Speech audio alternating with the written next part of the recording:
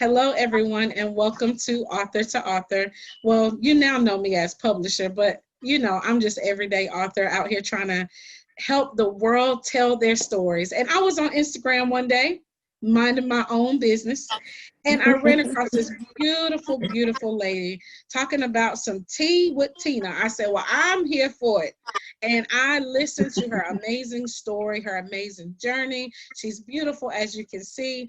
Welcome to Author, Tina Cook. Thank you so much, Brandy. I really appreciate you. Thank you for that introduction. And yes, I'm Tina Cook, Tea with Tina, the proud owner and founder of Tea with Tina. And I'm so honored to be here. Thank you. I Thank you, appreciate thank it. you. So we'll start at the beginning because everybody always wants to Okay. know who is on the show today. So tell us about yourself, where you're from. Do you have children? Do you have spouse? All of Okay. those good things. Awesome. Well, my name is Tina again, and I'm actually in the Atlanta, Georgia area. I live in Gwinnett County. And I have two sons, aged 19 and 13. So go figure on how that looks. I am originally from a small town in Arkansas. I'm from Marble, Arkansas. Most people are like, what's that? Where is that?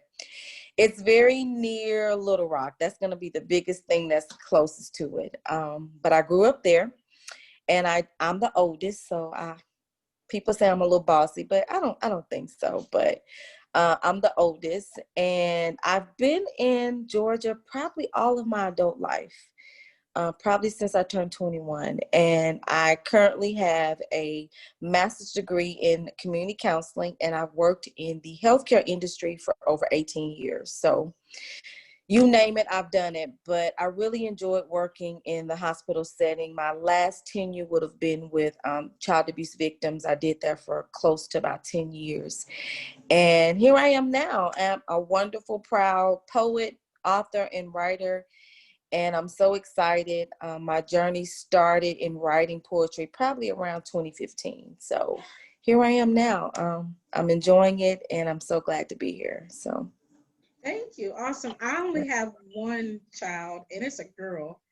I can imagine having a 13-year-old behind my 20-year-old. No, thank you. Good luck to Right. you. Yeah, I think it's cool because they're boys, but yeah, there, Good. there was a little gap in there, and I have to be transparent. The gap came because I've been married twice, and my first marriage, I had my oldest, which is 19, and then I got a divorce and I remarried, and then there was this nice little lovely 13-year-old behind it. Oh, But currently, right now, I'm not married. And well, I've learned so many things as a result. So that's kind of where I'm at now, and how the book came. I poured into myself just because I had to learn a lot and go through a lot between those two marriages. So here I am now. and we are here for the Yes. story. Y'all know we love a good Yes, story on author to author because that's what this is all about. it Writing is. books is not just because we woke up one day and was like, yeah, I think I want to write a book about my life and tell the whole world about all No. the horrible things I've been through for nothing. Right. We don't want you. I don't know her personally. I just met her in the last week or so, but Mm-hmm.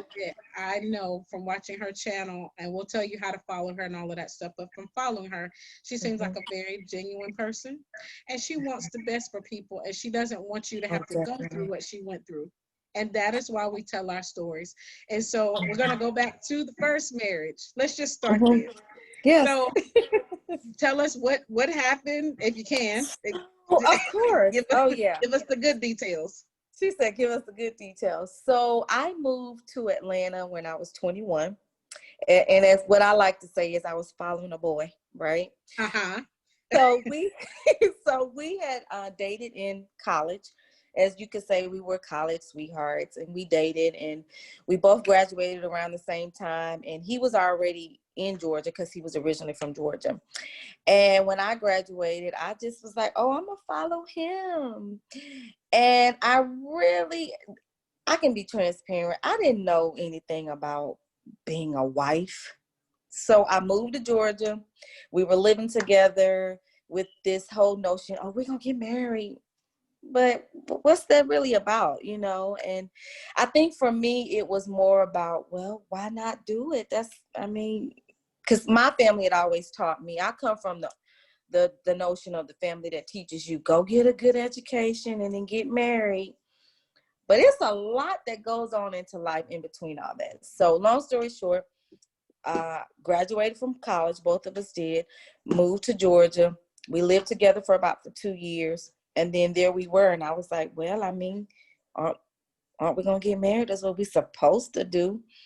So we ended up getting married. But truth be told, we probably shouldn't have, because there was a lot of work that we needed to both do.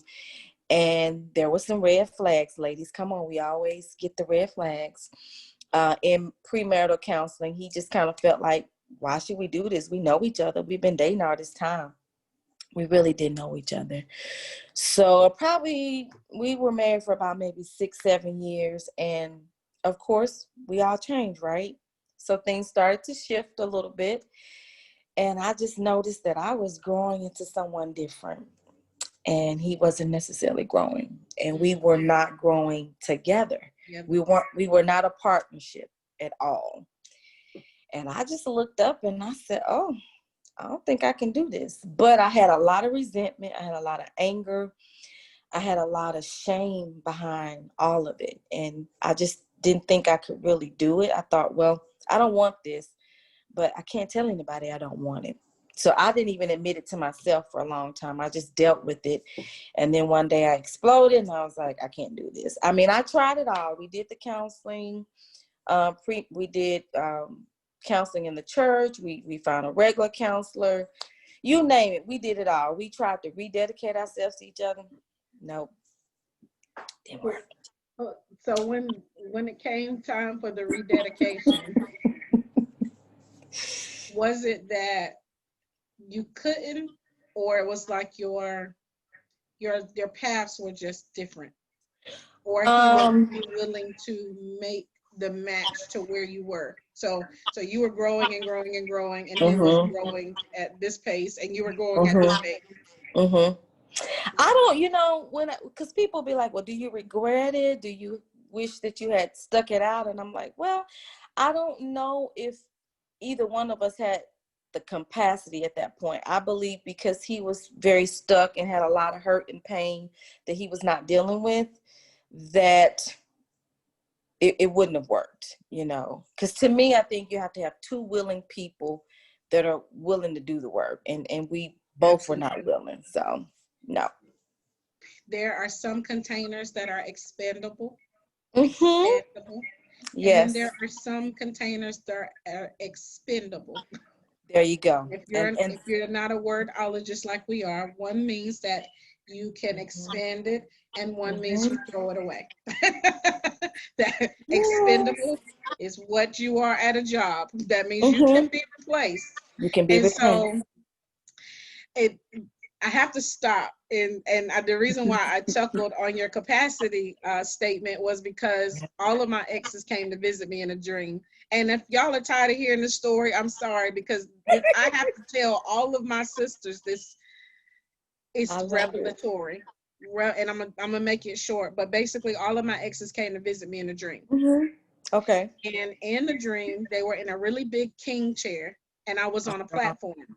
And they weren't as big as the chair, though. They was about this big sitting in the chair.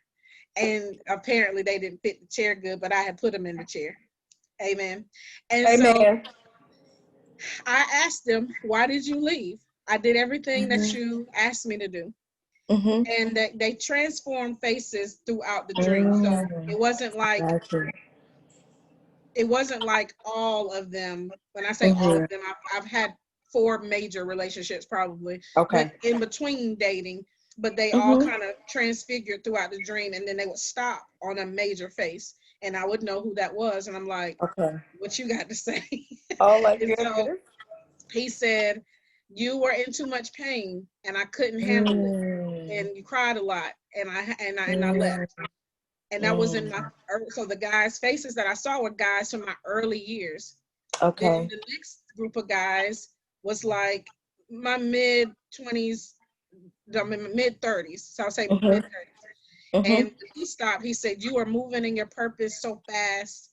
I was jealous. We were jealous. We betrayed you and we left. We wanted to hurt so that you wouldn't continue on. And the enemy used us to kill you, to try to kill you.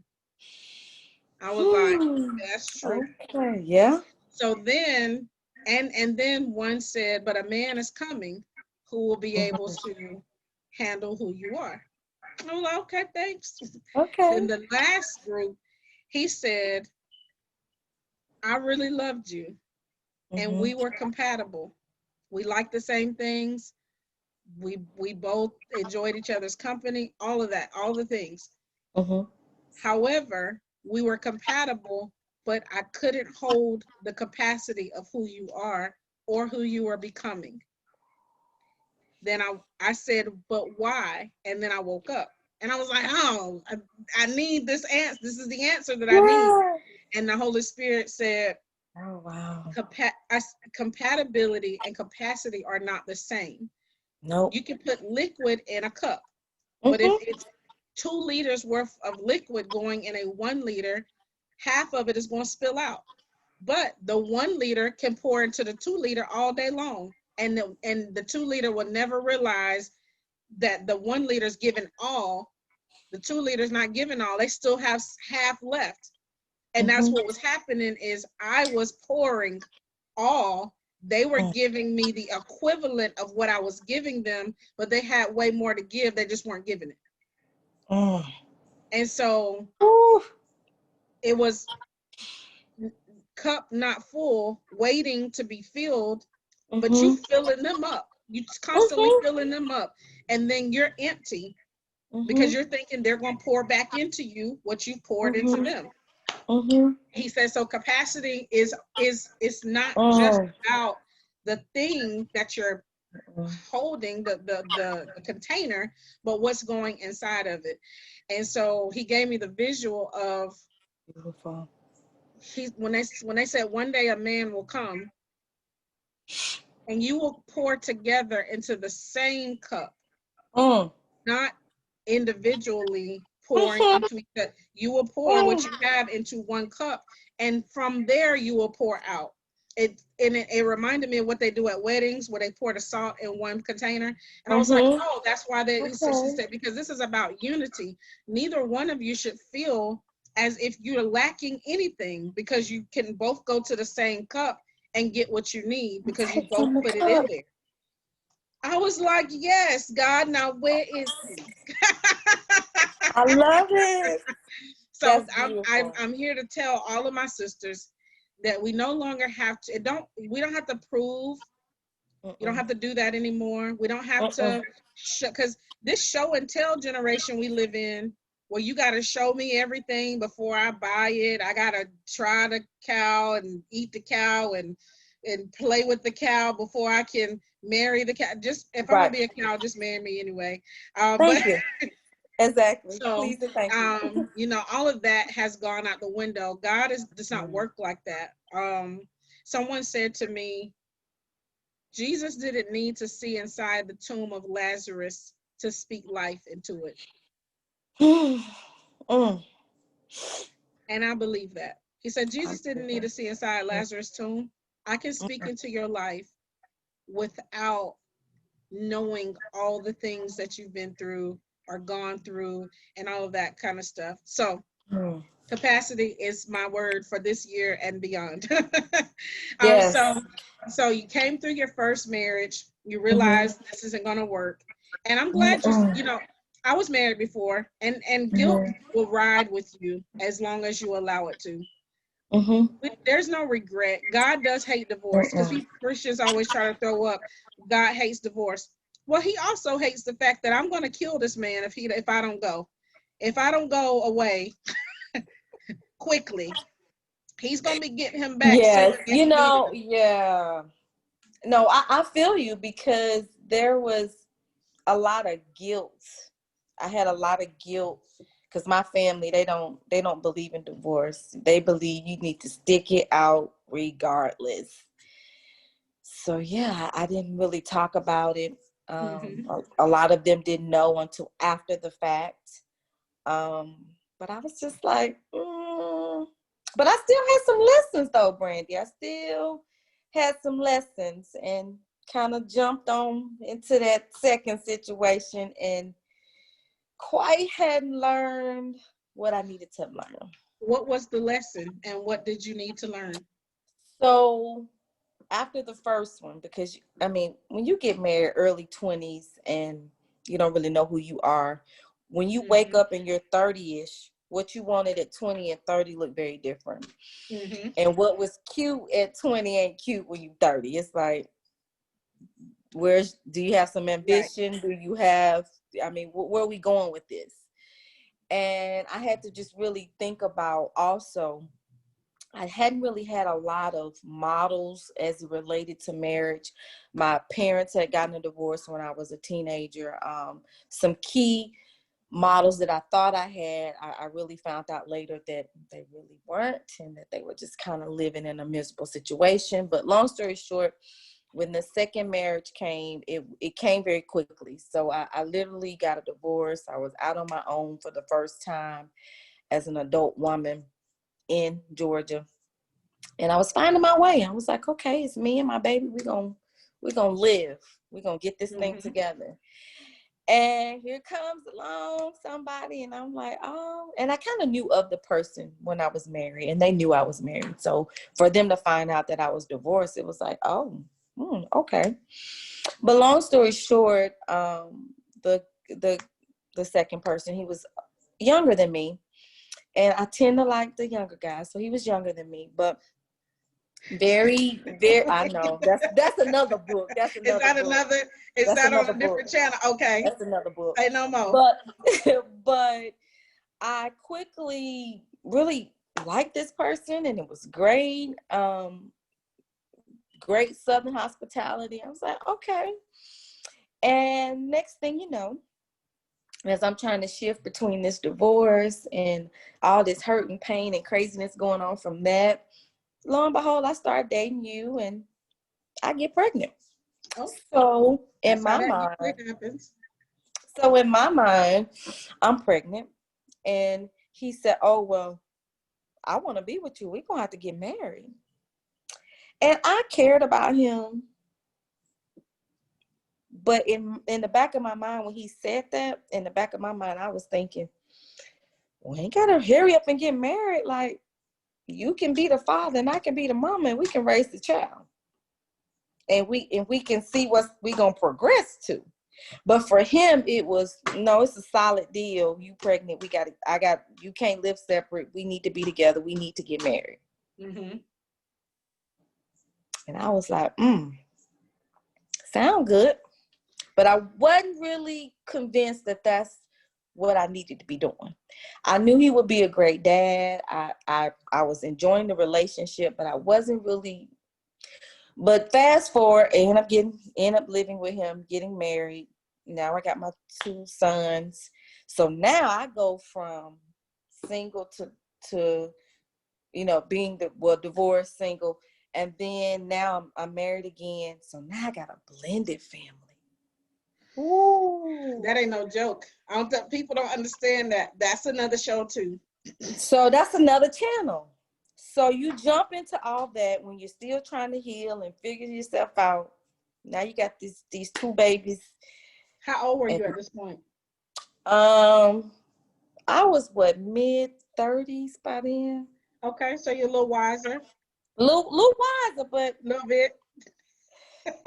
So now I got my ex-spouse real upset now. So now we got this tug of war between the men. I got my children in the middle. And I'm just like trying to figure out life. And I quickly realized that, I don't know about this. But this time I wised up real quick. But I sat in silence with it because I was ashamed. I'm like, here I go again, girl. What are you doing? Right. And I sat in silence and I just tried to make it work. I mean, I tried. But when you combine all of this anger and shame and guilt together, you end up being a very angry person. And when I woke up, I was real angry, and I was trying to go to therapy and work on it. But when I woke up and found my voice wasn't nice and angelic. And I was chopping things off, and I was saying things that I could have said in a better way, and I Yeah. didn't. But one thing I knew was that I was coming out of this, but I just kind of came out of it with a lot of anger. And I think it took my youngest son I was walking around with a mask on. That's how this book really came about, because it was like I had a mask on, but I had wore so many different masks for so long. And I was in the kitchen cooking one day, and I knew by then that I needed a divorce. But I couldn't fathom it. I was like, I got these 2 kids. Like, I've already had my oldest son to go through this. Like, what am I going to do? And my youngest, he was like, what are you thinking about? And I was like, oh, nothing. I'm just cooking, dinner. And he's like, are you sad? And I was like, no, mommy's not sad. I'm just cooking your dinner, baby. We lie to our kids. He's a Scorpio like me. He said, you sad. Yeah. He said, you got a lot that you thinking about up there. How old was he? At the time, he was about, maybe 6 or 7. Really? He was like, it's a lot going on up there. He said, I think you're sad. And I put that skillet down, and I went into that bedroom and I cried. Oh. And I said, if this little bitty child knows that I got a mask on, sis, you got to get it together. Yeah. You got to figure it out. And that was part of my motivation on getting it together. And I had made so many mistakes leaving the other marriage that I said, I can't do that this time. So when I knew that I was done, we were very civil. We had some conversations. And even though he was still very angry and he had his time when he was mean, one thing we did right was we set these kids down and we had a wonderful conversation with them. And I needed that to happen, because the first time around, it was kind of very abrupt. It was very chaotic. And I didn't like that. So this time around, we had a conversation, and I'm very happy about that. And even though it was hard to watch both of my kids, I'm thankful because it was a pleasant conversation. They got to ask us questions, and here we are now. But I don't really think my learning and my healing started to take place until after both marriages, because I was finally for the first time, able to sit still. I learned how to meditate. I really learned how to pray and be with God and be with myself for the first time in all my adult life. This is a personal question. If you don't want to answer, you don't have to. No. Where's your father? My father's deceased. So my father passed away in 2017, and I'm glad you brought him up, because what I realized while he was alive, while we had a pretty decent relationship, there was still some hurt and pain from him divorcing my mom, and that's a whole nother channel too. But what I realized, the older I got, I realized to respect him more, because I stayed angry for a long time. But a couple of years before he passed, we were in a really good place, and I was able to accept the things that he had done and moved on from it. But what I realized after he passed away of a heart attack in 2017 was that a lot of the things I had been seeking really probably started with the relationship that I had with my dad, and that I didn't have, the lack of. And it amazed me that him passing away and me going to therapy and doing some grief counseling really brought that at the forefront. Yeah. So I had to do a lot of work. It is, at the end of the day, well, I can't prove it because I only know what it's like to be on earth. However, I don't think in heaven we went, or wherever we start this journey. I think I want to go through a whole bunch of junk when I get to the earth, including my father dying. So I was 12 when my father died.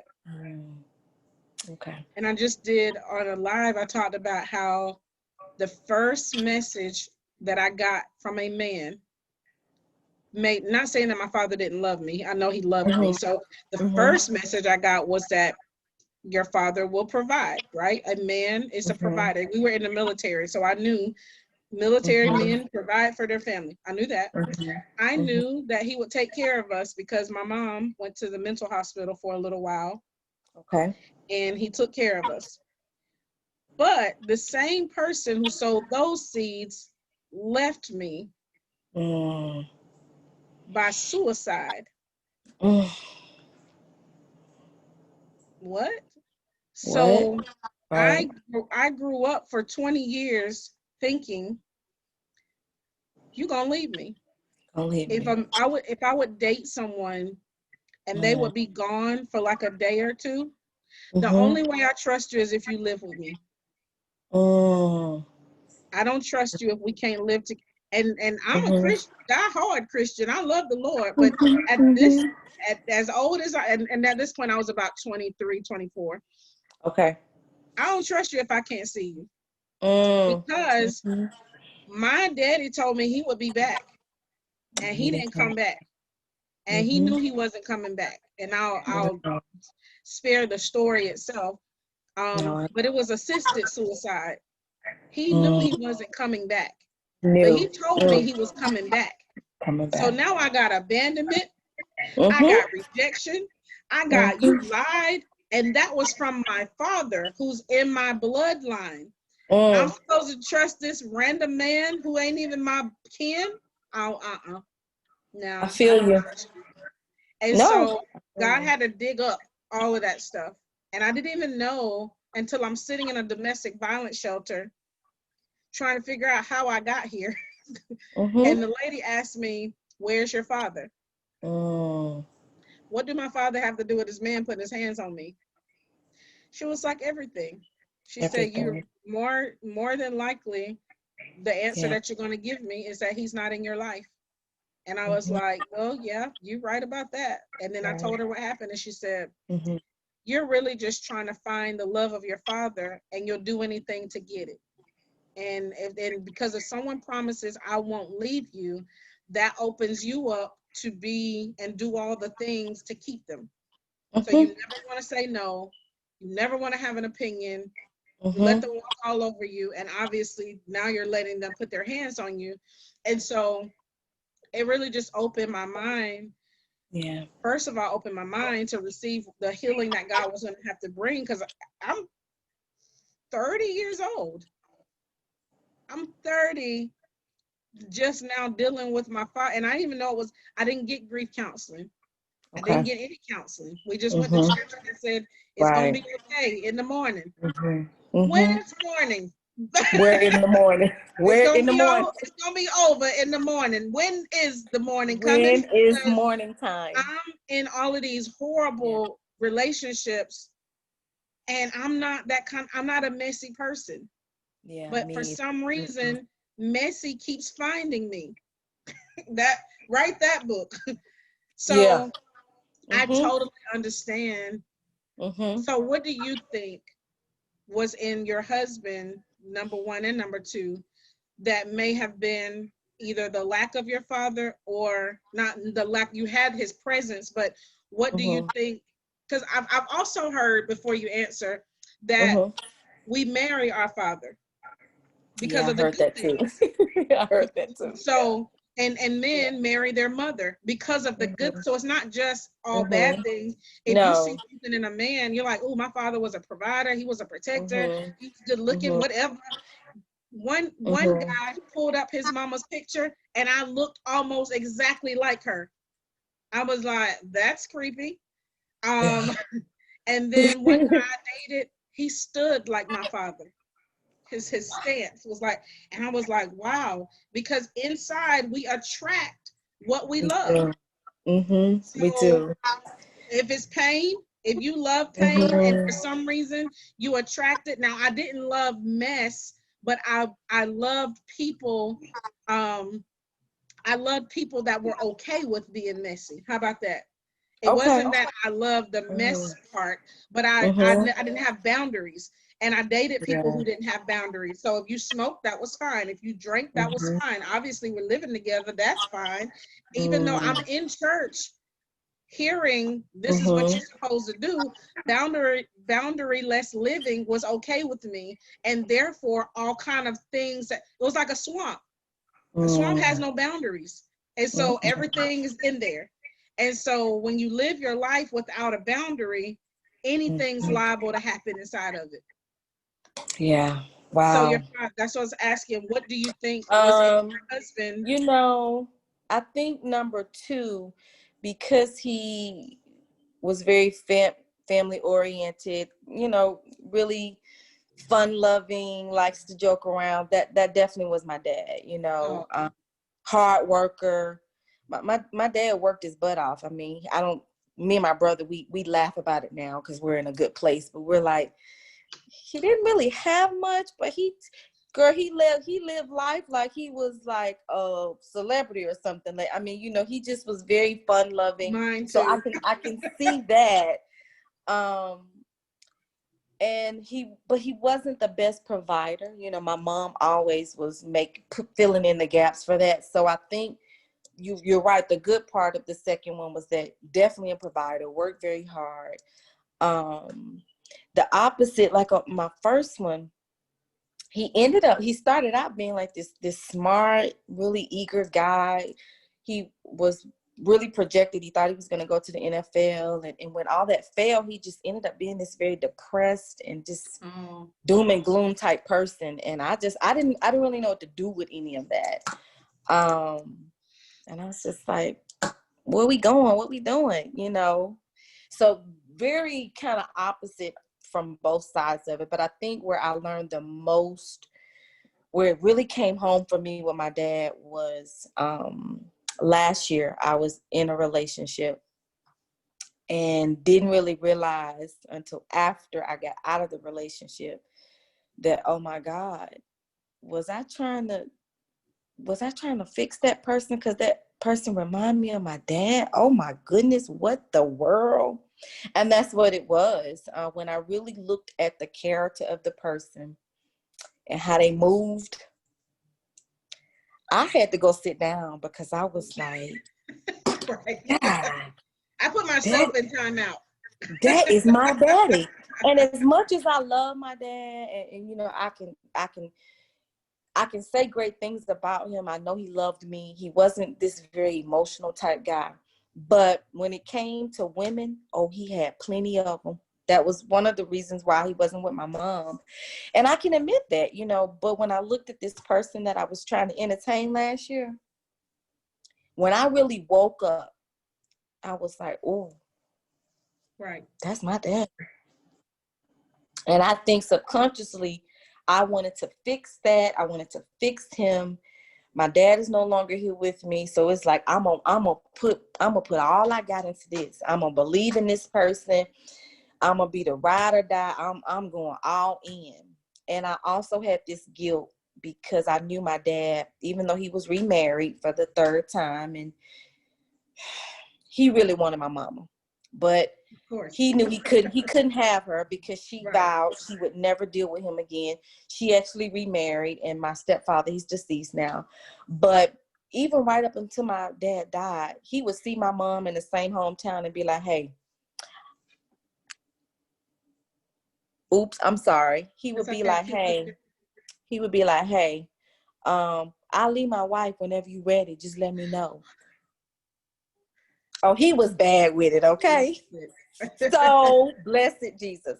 So with that being said, I had all this guilt and this hurt for him because I felt like he passed away of a broken heart emotionally and physical because he had a heart attack. So I held all that. So when I met this guy, subconsciously, I didn't realize that that was my daddy. So I'm like, oh, I got to fix this. I got to be on. Right.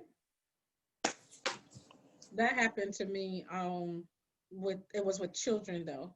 I Mm, dated this guy who loved. When I say I loved him to pieces, but I could see the hurt that he Mm. was going through in regards to his children. And I had hurt like that before, and I wanted to Mhm. fix it so Mhm. bad. Mhm. I wanted to just go in there and tweak a few things. And it wasn't it was just a character flaw. We all have them. Okay. It Yeah. was Me just, too. it was one of those things where you're like, take this out, put this in, and you'll be good to go. But because we've been through a process, we want to show people how to do the quick fix so that you don't Yeah. feel the pain. But sometimes the pain is part of the process, and that's It the only thing is. that's going to fix it if they feel the pain. Mhm. And I'll be like, don't feel it because it's going to hurt. It's going Mhm. to hurt. It's going to hurt. And God keep Mhm. reminding me, but the only reason you changed is because you felt the pain. Had you not felt, Felt adults it. learn one way: failure and pain. And failure usually hurts, so Mhm. that's pain. But the disappointment of a thing, or the Egyptians remind me of of what we go through, doing the same thing over and over. 11-day journey took them 40 years. Why? Why did this journey take them 40 years? Two things: they complained and they refused to make a new decision. That's it. They kept That's going it. the same route, thinking they were going to get something new, and they Mhm. complained about the way God was taking them. Mhm. So how about I'm okay with where you got me, God. Like, where do you want me to go? Because That's what I tell I'm not myself doing now. this again. I'm not going around these mountains. And when I see something that looks semi-familiar to something that I thought I already broke off of my past, I got questions. Why are you doing that? And is this God is working this out in you, or you think this is okay? Which one? Because if He's working it out, I'll wing it I'm with with you. you. But if you're saying this is part of who you are, I'm out the door. I'm out. Um, but I agree. that comes with growth. I think. It How does. you got a 19-year-old, but how old are you? I'm 46. Really? I would have never guessed that. I'm See, I knew, 46. I thought she was gonna be like, no, because I'm 40 and I have a 20-year-old. So I was like, Okay. maybe she'll be like, I'm 40, but I'm thinking you don't look a day over No. 25. You And so so sweet. Thank you so um, much. they Let's see. Can I have good my, black my don't crack. charger? You're Drink your right. water, stay out of drama. Yes. And Bring me so a charger, please. You're right, though. No. so the older you get, the more, not even the older you get, because there are, like I told my daughter, she needs to date someone mature. And she said, I got a feeling that Hmm. has nothing to do with the age. Nothing to do with the age. I'm so glad that you're my child. She said somebody told her, you use a lot of big words. I said, thank you. I did something right in my life. Mm-hmm. Because a lot of people that say you use big words just need to read the dictionary for punishment. Is what we did. Yeah, And, right? and so Exactly. but yeah, so when you're the older you get and the more you see patterns, if you Mm-hmm. really if you really have a desire to change, if you Mm-hmm. really have a heart for God and the things of God, you don't want to stay the same. Mm-mm. There's You nothing don't. in me that wants to do what I did last year, knowing No. that what I did last year is either old news to God and He then moved me Mm-hmm. on somewhere else, or Mm-hmm. bringing, it's slowing me down. We Exactly. don't get but one life. I don't That's think it. people realize that when it's your time to go, when I That's it. get to the gates of heaven, first of all, please be letting me inside. Second of all, let me hear, well done, thy good and faithful servant. Yeah. I want to know that I did what you needed me to do while I was here. And Exactly. whether that's be in a relationship, like, so the relationship with the guy I was telling you about, it ended Mhm. well. Okay. We ended Good. it very mature, in my Good. opinion. We didn't argue about it. We just pretty Good. much came to each other and was like, you know what? I can't handle this thing Mm-hmm. that you do. Mm-hmm. Which one are you gonna do? You gonna expand or expend? Which That's one would it. you like? Give them time. Give them space. Mm-hmm. And if it still doesn't change, then they've chosen to be expendable. I Mm-hmm. never just I don't have a heart to just get rid of people. Like, Mm-hmm. you didn't do what I asked you to do, so I'm out. No, I don't think a lot of women are like that, or men. I ain't never been a man, so I can't answer. But as a woman, I don't think we just wake up and say, I don't want to deal with you anymore. No. We give time, we're patient, we're loving, still working on our inner me. And then to Mm-hmm. be with someone who's not doing the same, to me, it's a slap in the face. To Mm-hmm. me, if I tell you something isn't working for me Mm-hmm. and you refuse to change it because I just want to be who I am, Okay. that's not God. God's purpose is to move this thing forward. And if who Mm-hmm. you are is preventing me from doing so, then we got a problem. And Yeah. that we need to work out together. And I'll give you all the patience if I see you trying. Yes. If I don't see you trying and you still doing whatever the thing is, because I would never expect perfection from anybody. Nobody's perfect. We No. all fall. No. But to me, Exactly. going to days and sound like years worth of counseling to only come back to the same spot, somebody wasn't trying. So this Yeah. is your relationship segment. If you're in a relationship with someone who thinks that I'm just gonna be like this for the next 10 years, and she's a go-getter. I can tell you just from we've been on only this live for 40 minutes, but we was on the back office for 30 more minutes. She's a go-getter. She can't be with someone who's not a go-getter. I'm the same way. I can't be Yeah. with a stagnant person, but we only Mm-mm. know that now. So if No. you're in Yeah. your early 20s and you're just now dating and things like that, Yeah. don't date for pleasure. Mm-mm. That's going to get old. It real Don't date quick. because they just look good and they saucy and they give you all the feels, No. because that's going to leave too. Uh-huh. It Be with is. somebody who sets your soul on fire Mm-hmm. because of your purpose in life together. And that's it. That's it. There is no, because if you're thinking about forever with somebody, you know how long forever is, friend? Forever, That's a ever. long time. Just the person you want to be standing over your casket. Sorry to It's a be so long blunt. time. No, but That's you it's a looking for long somebody time that now. can be I Mm-hmm. look back and I'm like, man, I'm glad I didn't have that Negro standing over my casket. And because But you're that right some though, and people I aren't think worthy of the yeah, honor. no, And we just forever out is a here long playing time. with people. You playing with Mm-hmm. people's hearts, playing with people's Mm-hmm. emotions, playing with people's minds and their time. When I Don't do tell it. you I'm sick of it, Yeah, don't I'm do sick it. of it. Don't do it. Yeah, So I would agree.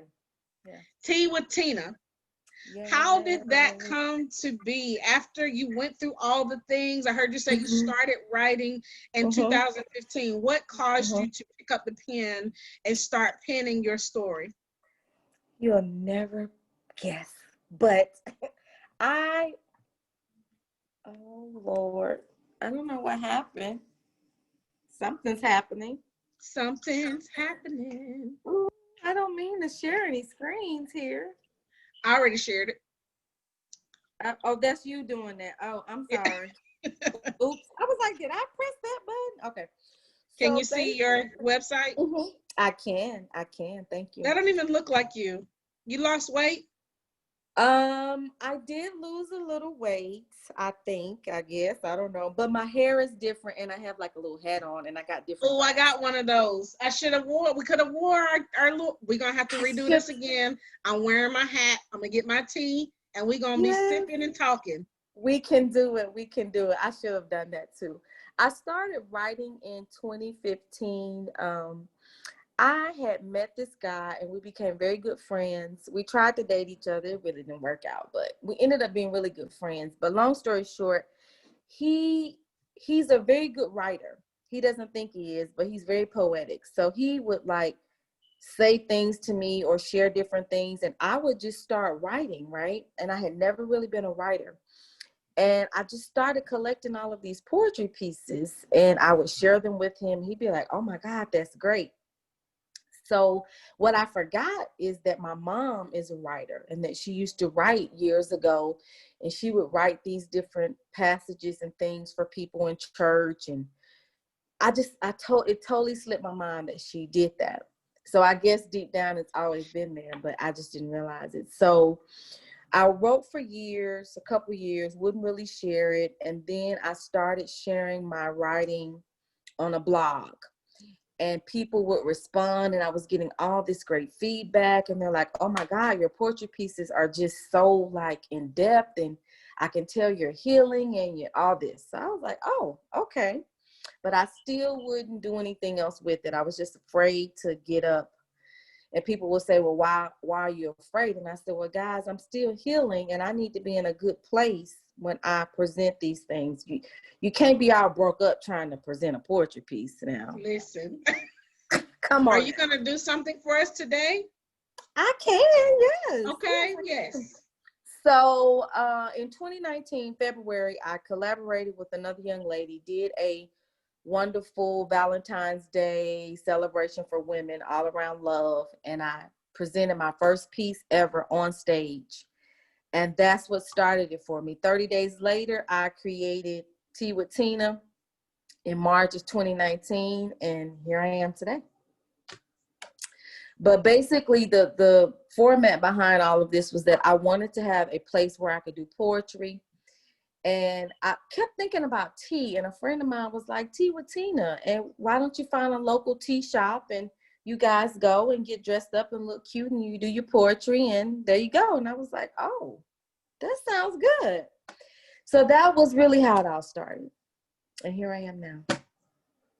I love it. And I love when people, just shoot out random ideas that they think that, I'll just, go do the blog. And you're like, that, yes, that's it. Yeah. And so how many years ago was that? That was just March 2019 was when I started Tea with Tina.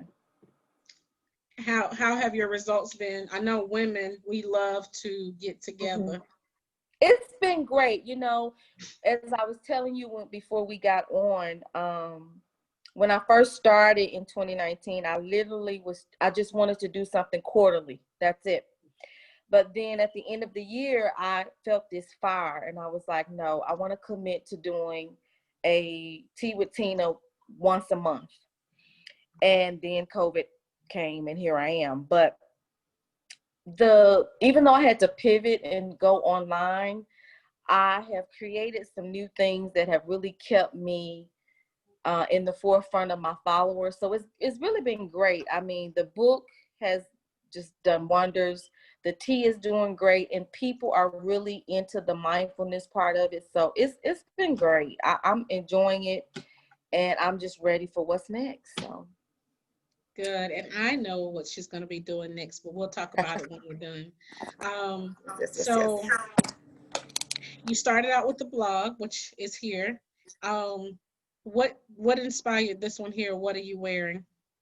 Look at you. I like you. You good. So what are you wearing really comes back to that whole mask, because you got to remember, I was the mask girl. See, I had all these different masks. So one day I was on a live with my followers, and we were talking about masking, and we were talking about what are you wearing, and people, matter of fact, we were doing Move with Tina. So Move with Tina is something that was supposed to be a 1 to 3 day challenge or something, where we would get out in nature and walk and be mindful as we moved.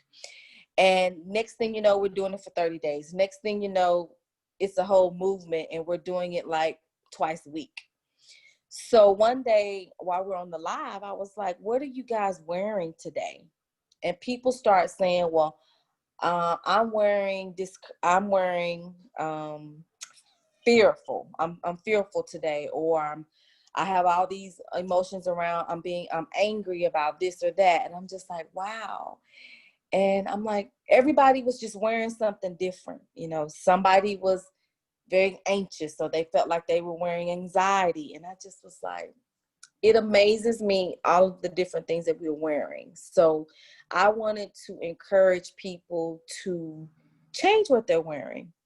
And I said, think about it when you get dressed in the morning. It's as simple as that. The shirt you wear, the pants you choose, the shoes you wear. I said, but I want you to switch that around. I want you to think about what are you wearing in your mind? What are you wearing in your heart, in your soul? What can you pour into yourself that would allow you to remove those masks? You know, can you focus on some positive affirmations? You know, one of the big ones that I like to tell myself is that I am enough. Because I think sometimes for a long time I didn't think I was enough. So I like to share that one. And we just encouraged each other on the live that day to really change the narrative about what we're wearing. So that's where that came from. Yeah. I love it. It reminds me of this scripture, which is Ephesians 6:10 through Mm-hmm. 18. If the this is not necessarily a religious show or Christian Mm-hmm. based anything. However, I am a Christian, but Mm-hmm. more than that, I am a believer in Jesus Christ. You call it whatever you want. I am a kingdom citizen. And Mm-hmm. because of that, I believe in the laws and principles that we need to abide by. We wrestle not against flesh and blood, but against spiritual wickedness in high places. That's a fact. We can't see the spiritual wickedness at all the time, but it is going Exactly. on. And according to this, there is an armor that we need to put on so that we will be protected in our day-to-day activities. It says, finally be strong in the Lord and in the power of his might. Put on the full armor of God so you can take your stand against the devil's schemes. For our struggle is not against flesh and blood, but against the rulers, against the authorities, against the powers of this dark world, and against the spiritual forces of evil in the heavenly realms. Therefore, put on the full armor of God so that when the day of evil comes, you may be able to stand your ground. And after you have done everything to stand, stand firm. Then, with the belt of truth buckled around your waist, with the breastplate of righteousness in place, with your feet fitted with the readiness that comes from the gospel of peace. In addition to all of this, take up the shield of faith with which you can extinguish all the flaming arrows of the evil one, and take the helmet of salvation and the sword of the Spirit, which is the word of God. We have to be clothed in something other than our own knowledge and Exactly. understanding, because at the end Mm-hmm. of the day, I believe God only gave us a piece of what he could have given us. Do you really? Exactly. We could have had the ability to move a vehicle with just our mind. We could Mm-hmm. have the ability to fly. Birds fly. Mm-hmm. We could have had all kind, but God had to cut off a portion of of us during creativity because we could be doing all kind of stuff. But Right. at the end of the day, if you don't put on that helmet of salvation, Mm. all all kind of thoughts will be coming in and out. Even I said on my other video, I talked about how I got a book coming out called Lay Aside Every Weight, and old thoughts will come try to visit you. Yes. If you could think a thing, small thing. Let's just say my ex broke up with me. I just told you about that. We Mm-hmm. decided we weren't going to be together, right? Mm-hmm. Then I watched proposals. Mm. What do you think happened to me when I watched that? You was like, oh, And then I was like, well, what? This what? was before the revelation. Mm-hmm. So before the revelation, I was watching proposals and I was like, I can't watch this right now because Mm-hmm. all it did was set my mind back to we were Yes. going to get married. Mm-hmm. My mind wasn't ready to receive that yet. Not that it's not a good thing. I'm still Right. I love love. I love the I love Exactly. everything about love because God created it, not us. Mm-hmm. I don't Exactly. take my old relationships and I don't have any regrets about them, but I'm still human and I'm a woman. Of course. That together it causes a whole flame to go off inside of you. So when Yes. the thought came, well, I wonder why he didn't want to marry me. Mm-hmm. Then it was, well, let me ask him. Oh Mm, no, don't do that. Don't go backwards because yeah, our thoughts will run us as far back as you want to. they Then will. so Hmm. yesterday when the thought showed up, because something it's just a thing. It's only been a couple of months, so it's like Okay. when that thing comes along that you used to do together, or some random Hmm. picture comes up on social media, you're like, Hmm. okay, move right Yeah. along. But Hmm. because I have the helmet of salvation, I Mm. can look at it as a positive memory. Oh, that Hmm. was fun. But God got a new thing. It says, Okay. behold, I shall do a new thing. New Shall thing. you not see it? But if Mm. we're constantly seeing the past, we'll never see what God has for us in the future. Well, God, Exactly. why did that have to happen? Well, why did they have to leave? Well, why did they have to say such and Mm. such? Well, God, I Mhm. thank you that it didn't take me out, first of all, because it could have. God, I Amen. thank you for tomorrow. I am just grateful that I still have breath in my body to complain all the time. Egyptians. I'm grateful for you turning the light on when I was in the darkness. Mm. We have to become, Yes. this word gives us everything we need. And then we in these streets acting foolish, like we don't serve the God of the universe. The God of the universe. And we out here like, oh my God, what's going on? Why am I going through this? Because you're not in alignment with what God needed for your life. Hmm. Stop wallowing like pigs wallow. Yeah. It's a Pigs very good point. take baths in mud, dirt, Hmm. Hmm. wallow in it, just back and forth and Back and take forth. baths in it. We are humans and we're supposed to be royalty. Doesn't mean we're supposed to be wallowing in anything. We walk Amen. in authority. We walk into our future. And it says Hmm. to have no shame. If No Jesus shame. bore our shame on the cross, then why are we still bearing it? Mm. I don't understand. I don't Say understand that.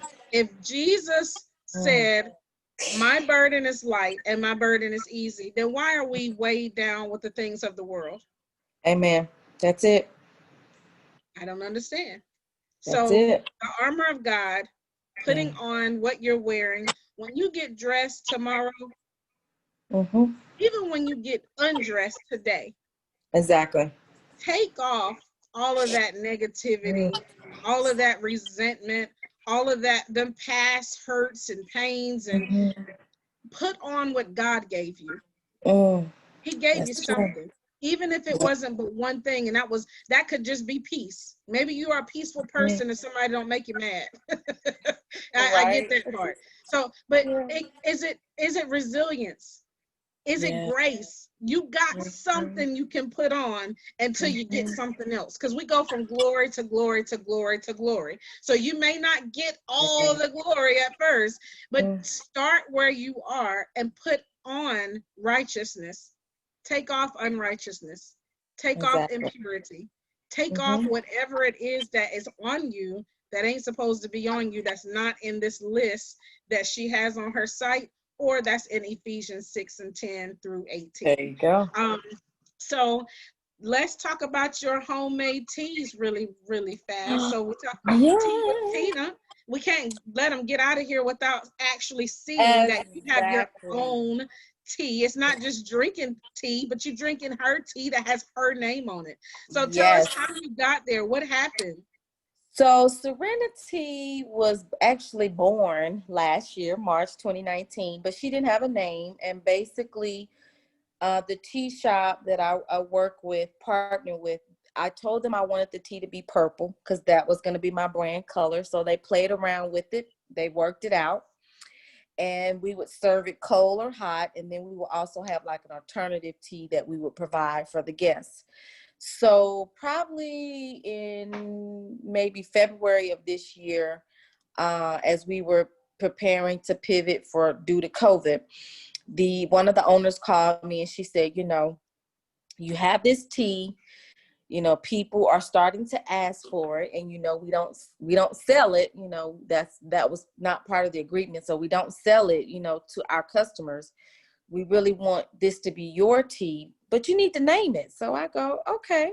So I thought about what I wanted it to mean and what it meant for me already. And I thought, this is a very soothing tea. When we come together in fellowship, it's something that's supposed to relax you, really be a good mood stabilizer. So I said, I want it to be named Serenity. And they said, of course, we can do Serenity, but we're just going to change the spelling of it. We'll end it with T. And that's how she came about. And basically the label says relax, relate, release with a cup of serenity. And we took the cover off of my book. I poured into myself. I was able to utilize that photo on the cover of the book, and that's now a part of the label for Tea with Tina as it relates to the tea. That's so awesome. Well, Thank you. That hour like literally flew by. Right? Thank you again for being here today. We're gonna have to do it again. Bring our hat. I got my little hat over this just like yours. Put our little hats on, get our tea together, and then just come back and talk more with Tina, with T. Do you have any last and final words as far as motivation is concerned, or just mindfulness, all of those things, encourage the people today? Of course. I always tell my tea tribe, that's what I call them now. I always end by telling them, you can be mindful. And they'll go, what do you mean? I said, I just want you to always do your best to take a moment to be present. Because being mindfulness is simply being present in the moment. And what I like to end by telling people is you can choose. It's up to you. You can do it 3 minutes a day, 5 minutes a day, 10 minutes a day. It's your choice. But love yourself enough to pour into yourself first, so that when you do show up into this beautiful world, you'll show up being your best, which means you're going to give your best, and in return, you'll live your best. I love it. I love it. Thank you again. You're welcome. Don't hang up quite yet, but thank you again. You're welcome. Thank you. And where can people, well, we saw your website, but where can people connect with you, and of course buy your products as well, just because in case they weren't paying attention? So on Instagram, you can follow me, Tea with Tina. So that spelling is a little bit different. So on Instagram, it's TeaWittina, Tea with Tina on Instagram. And then if you want to purchase any of my regular products off of my page, which is the teawithtina.com, you can do that. Right now, also on my Instagram page is a sales page strictly just for my bundles. I do have 3 bundles that will be on sale now through December 12th, which is really for Black Friday and all that. So, excellent. Yes. Well, thank you all for watching again. Thank you for being here. I personally had a wonderful time. I always tell you at the end, if you want to write a book, if you're thinking about writing a book, if you already wrote a book, I do free consultations for everyone. I just want to help you stay on the right track. I have been your gracious host, author Brandy Hunt, and this has been my special guest, Tina Cook. We'll see you next time. Thank you. Appreciate it so much.